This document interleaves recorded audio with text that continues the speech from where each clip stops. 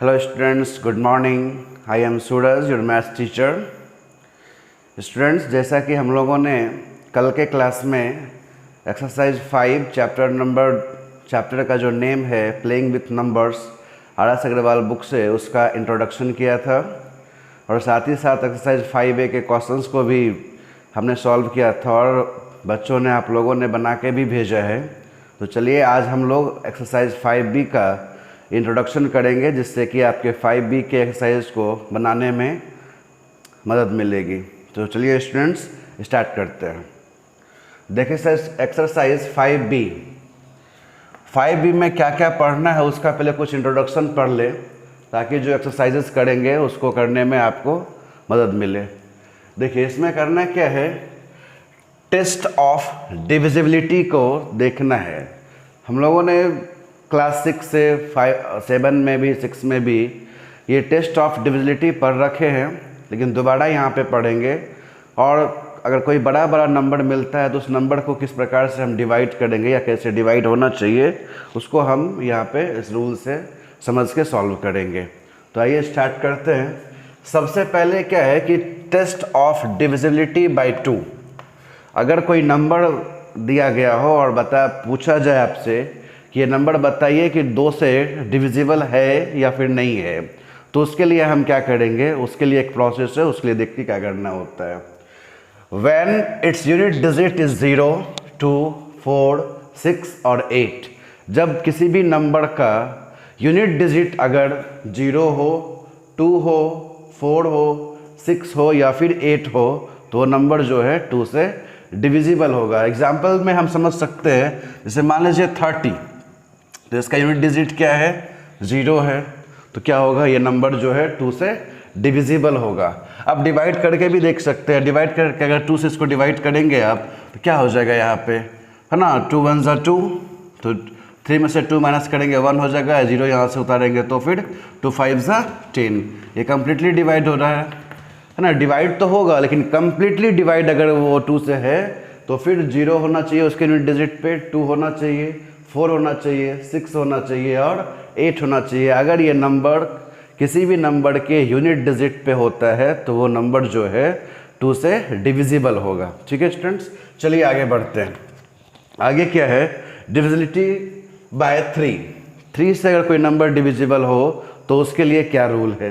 देखिए, when the sum of its digit is divisible by 3 then that number also will be divisible by 3। अगर कोई number दिया हो और उसका सम अगर 3 से डिविजिबल है तो वो नंबर भी 3 से डिविजिबल होगा।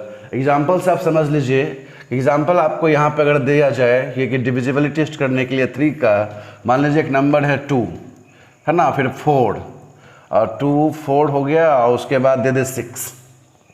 ये नंबर जो है 3 से डिविजिबल होगा या नहीं होगा, तो आप क्या करोगे, जो भी डिजिट दिया गया है इसका सम करेंगे। तो डिजिट का सम कैसे करेंगे, यहाँ पे प्लस लगाएंगे, यहाँ पे प्लस लगाएंगे, 2 में 4 जोड़ेंगे कितना हो जाएगा 6, फिर 6 में 6 जोड़ेंगे तो 12। ये 12 जो है 3 से डिविजिबल है या नहीं, ऑब्वियसली है, 4 टाइम्स में कट जाएगा 3 से। तो ये नंबर अगर 3 से डिविजिबल है तो ये टोटल नंबर भी 3 से डिविजिबल होगा। यही रूल्स है डिविजिबिलिटी बाय 3 का। और डिविजिबिलिटी, ये जो डिविजिबल रूल है 3 का और 9 का दोनों का सेम है ना। 3 में क्या है कि आप सारे नंबर को जोड़िए और जोड़ने के बाद जो नंबर आपको मिल रहा है अगर वो नंबर 3 से डिविजिबल है तो वो जो पूरा नंबर होगा वो भी 3 से डिविजिबल होगा। सेम चीज़ 9 वाले में भी पढ़ेंगे। 9 वाले रूल में क्या होगा कि जो डिजिट आपको दिया गया है उसका आप सब जोड़िए फिर से, अगर वो नंबर 9 से डिविजिबल हो जा रहा है तो फिर टोटल नंबर भी 9 से डिवाइड हो जाएगा।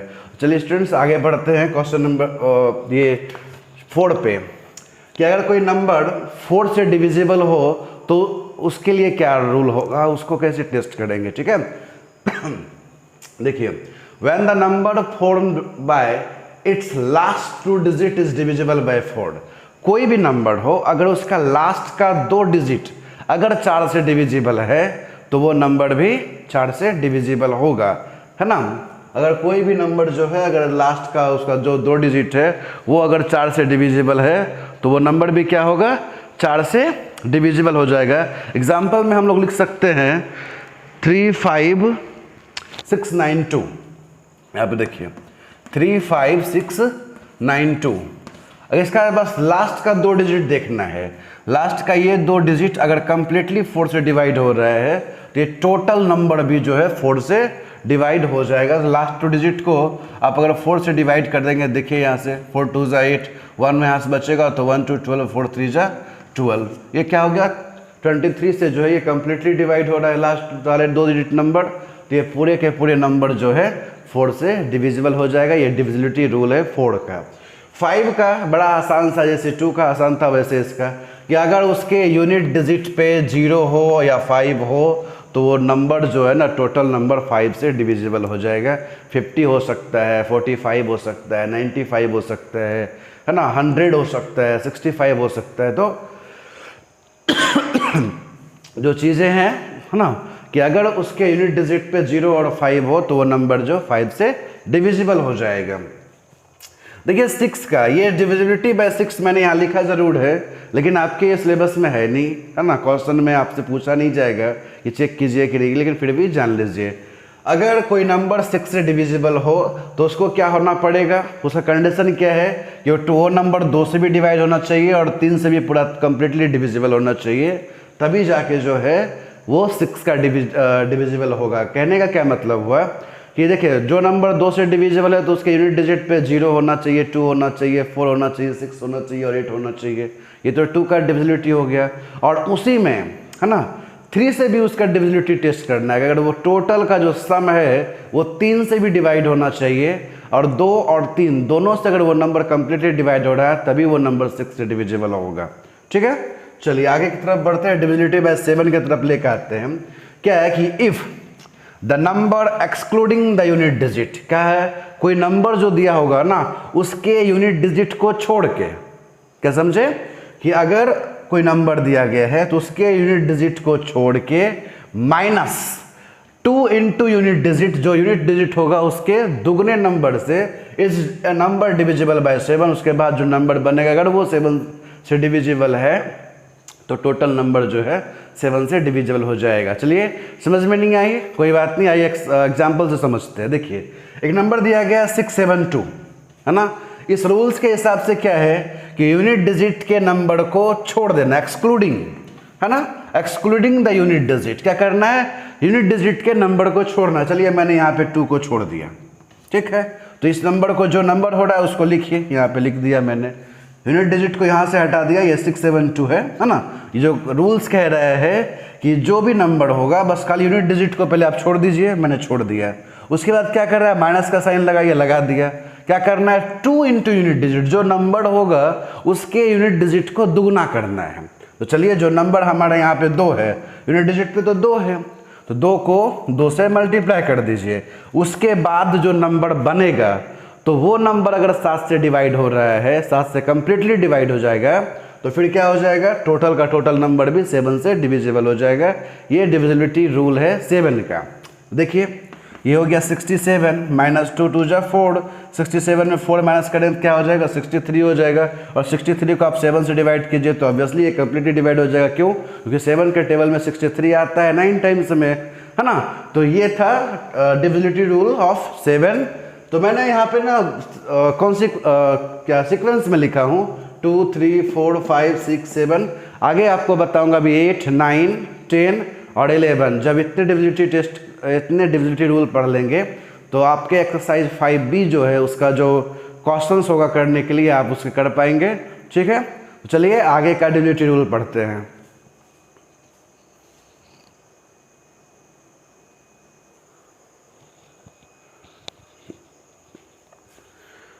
ओके स्टूडेंट्स, चलिए आगे पढ़ते हैं। देखिए क्या 7 तक तो हमने पिछले अभी कर चुका हूँ, अब 8 तक देखिए क्या है कि when the number formed by it's last 3 digits, क्या देखना है, कोई नंबर के लास्ट 3 डिजिट अगर डिविजिबल है 8 से तो पूरे के पूरे नंबर क्या हो जाएगा, डिविजिबल रहेगा 8 से, है ना।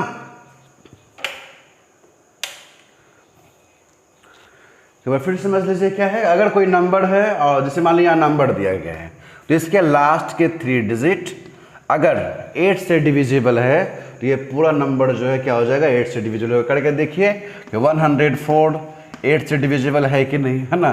करेंगे तो क्या हो जाएगा 8 1 ज़ा 8, यहाँ पे 10 में से 8 माइनस करेंगे 2 बचेगा, यहाँ पे 2 और 4 लिखते हैं क्या 24, तो 8 3 ज़ा 24 क्या हो गया कंप्लीटली डिवाइड हो गया, है ना। रिमाइंडर 0 आना चाहिए, तो क्या हो गया लास्ट के 3 डिजिट 8 से डिवाइड होने के बाद इसका रिमाइंडर 0 आएगा, तो ये पूरे नंबर जो है 49104 डिविजिबल हो जाएगा किससे 8 से।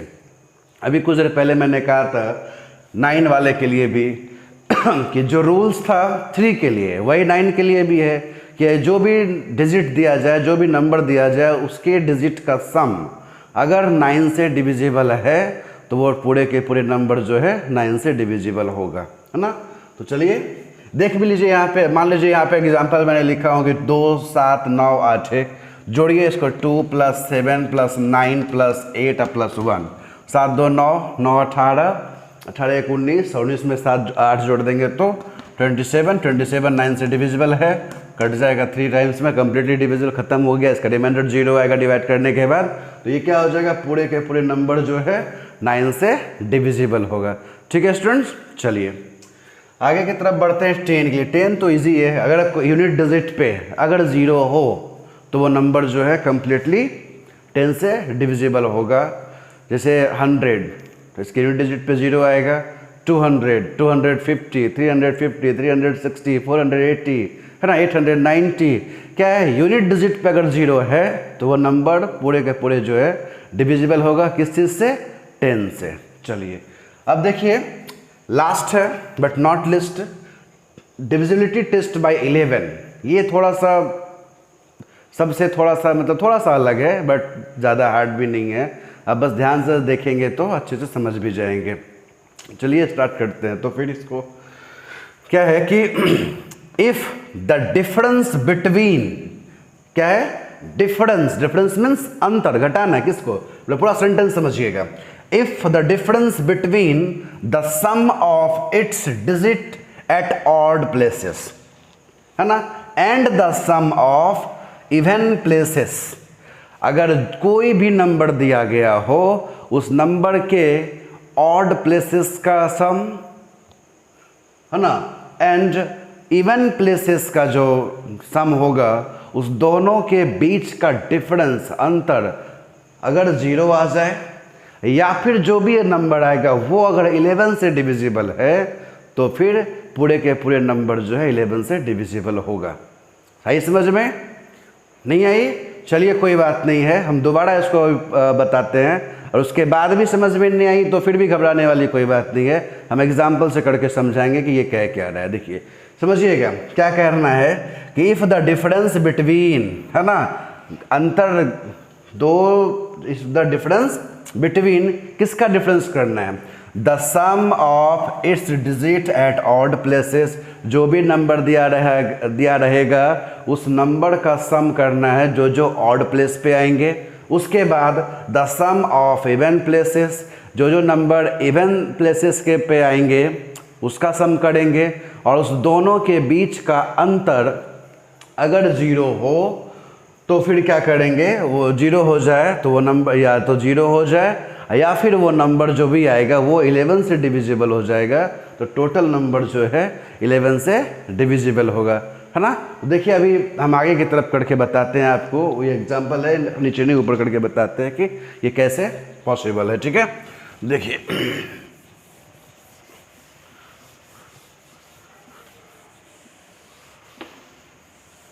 चलिए देखिए है यहाँ पे 8 है, 6 है, 3 है, 4 है, 7 है, 8 है, ये नंबर दिया गया है। इसको चेक करना है कि ये जो डिविजिबिलिटी रूल है 11 का उसको फॉलो करता है कि नहीं करता है। चलिए आइए, हमने क्या कहा था, the sum of its digit at odd places, odd places पे जो होगा उसका सम करना है। देखिए ऊपर से आप लिख दीजिए यहाँ पे, जैसे मान लीजिए 1 2 3 4 5 6, ऑड नंबर क्या होता है, 1 है, 3 है, 5 है, तो इसके जगह पे जो जो नंबर दिया गया है 1 के जगह पे क्या है 8, फिर 3 वाला जगह पे 4 और 5 वाला जगह पे क्या है 6, इसका सम करना है। तो 8 4 12 और 6 क्या हो जाएगा 18। समझ रहे बच्चों, तो ये इसका काम खत्म हो गया। अब इवन प्लेसेस पे, इवन प्लेसेस क्या है यहाँ पे 7, 3 एंड 8, 7 + 3 + 8 इक्वल टू क्या हो जाएगा 18। इस दोनों का डिफरेंस मतलब घटाना, तो 18 - 18 इक्वल टू 0 है ना बच्चों। ये क्या हो गया, डिफरेंस अगर 0 आ गया या फिर यहाँ पे और कोई नंबर आता, अगर वो 11 से डिविजिबल हो जाता तो ये पूरे के पूरे नंबर जो है 11 से डिविजिबल हो जाता। उम्मीद करता हूँ समझ में आई होगी। नहीं समझ में आया बच्चों तो आप मुझे बताएं, मैसेज से लिख के बताएं कि नहीं समझ में आया है, तो दोबारा हम इसको समझाएंगे, ठीक है। तो चलिए आज का इंट्रोडक्शन पार्ट यहीं पे समाप्त होता है। आप लोग एक्सरसाइज 5B के क्वेश्चन नंबर 1 से क्वेश्चन नंबर 8 तक, क्वेश्चन नंबर 1 to 8 तक आप अपने कॉपी पे पूरा कीजिएगा। ये सारे के सारे डिविजिबिलिटी रूल को अपने कॉपी पे लिख के दोनों को एक साथ मेरे पास भेजना है, ताकि मैं उसे इवेलुएट करके आपको बता सकूं कि आपने कैसा पढ़ा है, कैसा लिखा है। तो क्या करेंगे होमवर्क में, एक्सरसाइज 5B के क्वेश्चन नंबर 1 to 8 आपको बना के भेजने हैं, है ना। और जो मैंने अभी डिविजिबिलिटी रूल पढ़ाया है लिख के सारे रूल्स को भी लिख के भेजने हैं, ताकि मैं उसको इवेलुएट करके आपको सही से बता सकूं कि कहाँ आपने मिस्टेक किया है या फिर क्या आप में चाहिए, ठीक है। चलिए तब तक के लिए बच्चों thank you, bye bye, have a good day.